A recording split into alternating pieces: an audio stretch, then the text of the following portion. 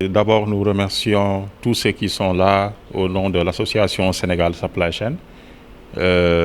Sénégal Supply Chain, comme l'a très bien dit notre président, a pour vocation déjà de rassembler tous les acteurs de la chaîne logistique, que ce soit les transporteurs, manutentionnaires, consignataires, les armateurs, les compagnies aériennes, personne n'est laissé en rade, pour qu'on puisse unir nos efforts et travailler dans une même logique d'optimisation des coûts logistiques et d'harmonisation de la chaîne de transport d'amont en aval.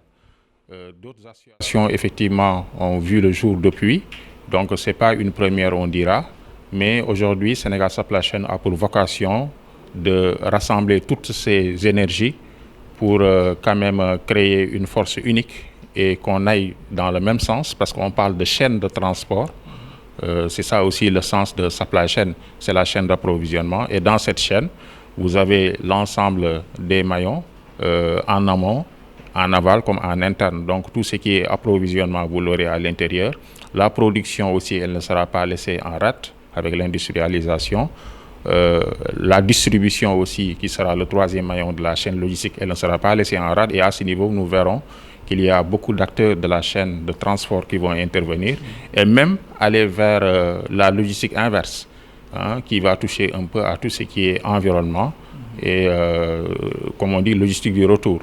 Donc, on s'est dit que l'ambition donc étant immense, il est nécessaire qu'on puisse unifier nos forces et mettre sur une même table tous les acteurs, qu'on puisse travailler ensemble, la main dans la main, pour faire du Sénégal un pays leader dans le domaine de la logistique, en tout cas comparé à tout ce qui se fait dans la sous-région. Car les compétences sont là, l'expérience est là, et Sénégal Supply Chain, depuis que nous l'avons lancé, nous avons vu qu'il y a eu une forte mobilisation des acteurs de la chaîne et surtout des anciens qui sont très expérimentés et qui se sont engagés vraiment à nous accompagner.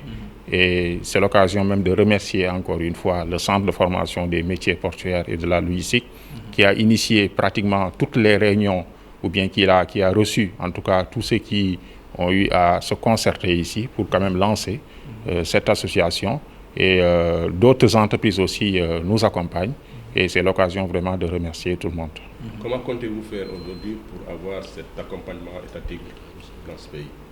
Oui, bon, effectivement, c'est une bonne question parce que ce que nous faisons ne peut pas être fait en marge, en tout cas, de la politique de notre État, du gouvernement du Sénégal. Au contraire, ça va même en droite ligne. Si vous voyez aujourd'hui la vision que M. le directeur général du port autonome de Dakar s'est donné de faire vraiment du port de Dakar un des ports leaders en Afrique de l'Ouest, il faudrait déjà qu'on maîtrise la fluidité déjà des camions en termes d'entrée et de sortie. Il faudrait qu'on augmente la cadence de toutes les opérations de manutention qui se font au port.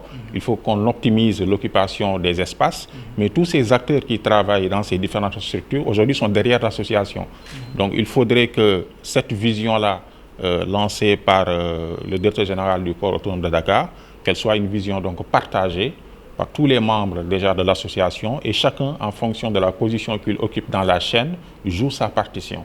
Parce qu'on parle de chaîne en fait. Donc s'il y a un seul maillon qui ne joue pas le jeu, effectivement, on ne pourra pas atteindre les objectifs à date en tout cas attendus.